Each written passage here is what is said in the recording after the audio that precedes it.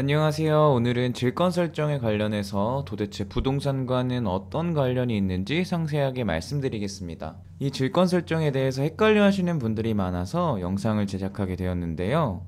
질권 설정을 한번 네이버에 쳐보도록 하겠습니다. 자기 또는 제3자의 채무를 담보하기 위하여 담보의 목적물을 채권자에게 제공하여 질권을 설정하는 일이라고 나와 있는데요. 제가 봐도 좀 많이 어렵게 나와 있고요. 이해하기가 어렵습니다. 이 말을 쉽게 이해하고자 전당포를 한번 떠올려 주시면 되겠습니다. 먼저 전당포라는 것은 영업소입니다. 주변에 길을 지나다닐 때 가끔씩 보이곤 하는데요. 요즘에는 많이 없어진 것 같습니다. 전당포에서 하는 일은 현금화가 될 수 있는 황금성이 있는 물건들을 담보로 맡겨두고, 해당 점포에서는 물건을 담보로 하여 맡긴 사람에게 돈을 빌려주는 그런 일을 하고 있는 영업소입니다. 질권을 설정할 수 있는 것은 동산과 양도할 수 있는 권리이다 라고 나와 있는데요. 전당포에 맡기는 물건들은 여러 종류가 있습니다. 자동차가 될 수도 있고, 고가의 시계, 고가의 브랜드 가방을 맡기고 채무자들은 돈을 받아갑니다. 예를 들어서 영희가 철수에게 100만 원의 채무를 지는 상황을 가정해 보겠습니다. 영희가 채무의 담보로서 자신의 500만 원짜리 명품 가방을 철수에게 제공하는 계약, 질권 설정 계약을 체결합니다. 실제로 가방을 넘겼다면 철수는 영희의 가방에 대해 질권을 취득합니다. 철수는 영희가 100만 원을 전부 갚기 전까지는 가방을 돌려주지 않을 수 있습니다. 그리고 가방을 경매에 내다 팔아 얻은 500만 원으로 자신의 채권을 우선적으로 변제받을 수 있습니다. 물론 남은 400만 원은 영희에게 돌려줘야 합니다. 주의사항으로는 채권자는 그 물건을 가지고 있는 동안 물건이 훼손되지 않도록 안전하게 관리하여야 합니다. 채무자의 허락 없이는 물건을 사용하거나 처분하지 못하고요. 채권자가 이러한 주의 의무를 지키지 않은 경우 채무자는 질권의 소멸을 청구할 수 있습니다. 채권자는 채무자에게 질물을 반환해야 합니다. 동산질권을 등기가 불가능하고요. 여기까지가 전당포를 통한 질권 설정 설명이었습니다. 일반적으로 부동산 공인중개사 교육에는 질권 설정에 대한 내용이 나오면 이 내용은 부동산이 아닌 동산과 관련된 내용이기에 중요하지 않으니 그냥 느낌만 알고 넘어가라 라고 많이 얘기한다고 하는데요. 하지만 우리가 해당 부동산에 질권 설정을 한다는 내용을 많이 접하곤 하죠. 이제 그 내용에 대해서 말씀을 드리도록 하겠습니다. 부동산에서는 전세를 얻을 때 많이 사용됩니다. 그렇다면 왜 부동산 전세와 질권 설정과는 어떤 관계가 있는 것일까요? 일반적으로 임차인이 전세를 얻을 때 오로지 자신의 현금으로만 전세 매물에 들어가는 경우도 있지만, 거의 대부분은 전세자금 대출을 받아서 전세 입주를 하기 마련입니다. 전세 대출의 진행 과정을 먼저 알 필요가 있습니다. 먼저 첫 번째로 임대인과 임차인의 전세 계약이 체결이 되고, 전세금이 필요한 임차인은 은행에 전세 대출을 신청합니다. 은행과 보증기관은 실제로 계약이 이루어졌는지를 비롯해서 채권 양도 및 반환의 확인 절차를 임대인과 진행하게 됩니다. 확인이 된다면 보증기관에서 보증서를 발급해 줄 거고요. 그렇게 임차인과 은행은 대출 계약을 체결하게 됩니다. 대출 만기가 되면 임대인은 은행의 임차 보증금을 대신 상환해 줍니다. 여기서 궁금해하실 만한 부분은 보증기간은 무엇이며 대출 만기에 왜 임대인이 임차인이 아닌 은행에게 상환을 해야 하는지에 대한 부분이실 겁니다.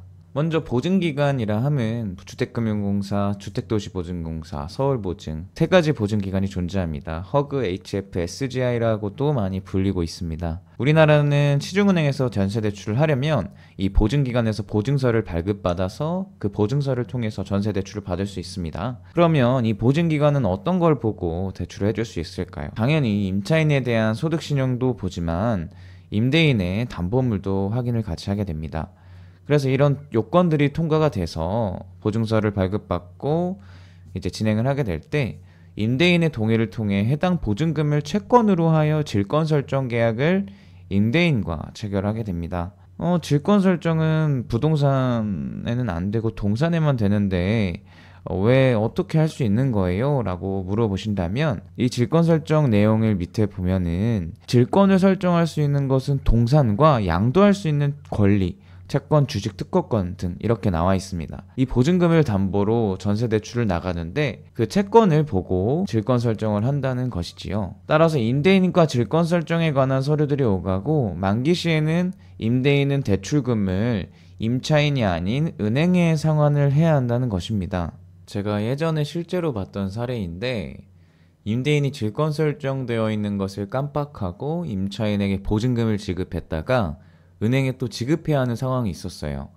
법적으로 해결할 길이 없어서 정말 안타까웠습니다. 이 영상을 보시는 분들은 꼭 잘 확인하셔서 그런 피해가 없으셨으면 좋겠습니다. 그럴 경우에 임차인이 은행에 상환을 하면 되지만 그렇지 않을 시에 임대인이 결국 손해를 보게 됩니다.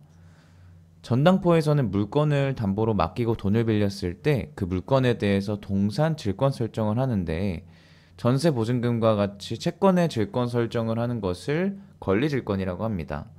동산질권과 구분해서 얘기해야 하는 것이죠.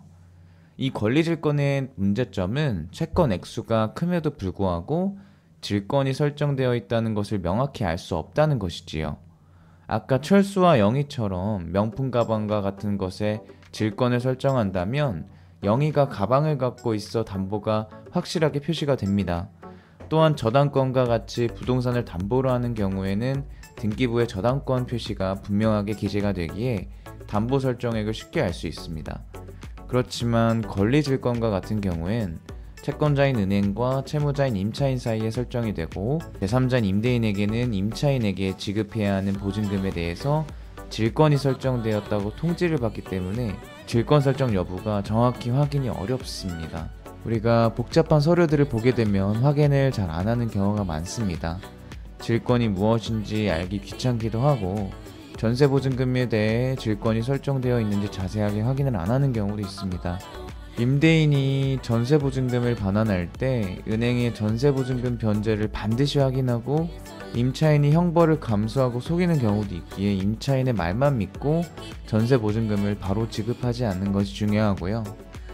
은행에서 전세보증금 관련 통지문을 보내오기에 보지 않거나 무시하지 말고 서류를 잘 보관하고 있다가 전세보증금 만기 시에 서류를 꼼꼼하게 확인하셔 피해가 발생하지 않도록 하는 것이 중요합니다. 네, 오늘 영상은 여기까지고 다음에 더 좋은 내용으로 찾아뵙도록 하겠습니다. 감사합니다.